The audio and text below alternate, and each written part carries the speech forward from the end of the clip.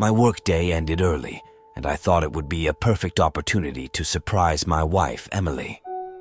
Little did I know I was in for a surprise of my own. As I entered our house, I heard muffled voices coming from the guest bedroom. My curiosity turned to dread as I cautiously approached the door. Peering inside, I was met with a sight that made my blood run cold. Emily, my beautiful wife, was in the arms of a man I had never seen before. Their passion was unmistakable, and my heart shattered into a million pieces. Blinded by anger and despair, I grabbed my gun and burst into the room. "How could you?" No, wait! But it was too late. They were dead. I wrapped up their bodies and drove them to the national park. I buried them deep enough so no one would be able to find them. Hours passed, and I found myself returning home, compelled to confront the truth.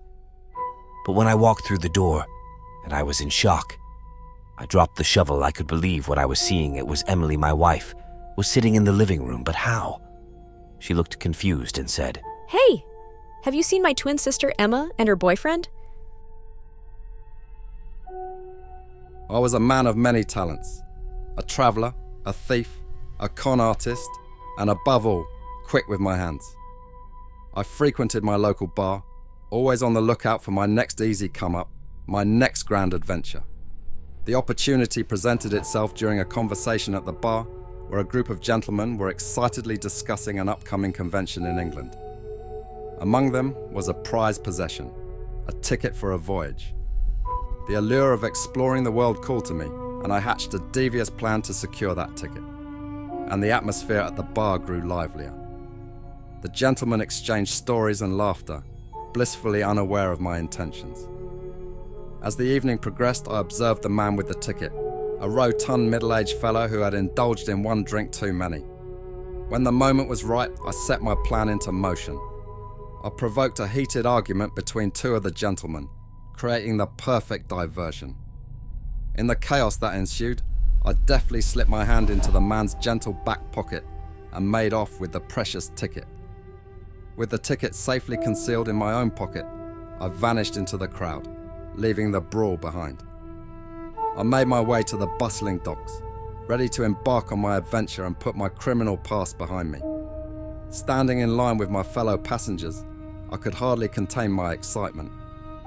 I had pulled off the perfect heist as I listened to the crewman's announcement. All aboard the Titanic! I rushed to the hospital as fast as I could, my heart pounding like a drum in my chest. My husband had been in a fatal car crash, and the news I received over the phone was nothing short of devastating. I didn't have much time to process the information. All I could think about was getting to the hospital to see him, to hold his hand one last time. When I arrived, the sterile scent of the hospital hit me like a wall. I followed the nurse down a long corridor to the room where they were keeping my husband.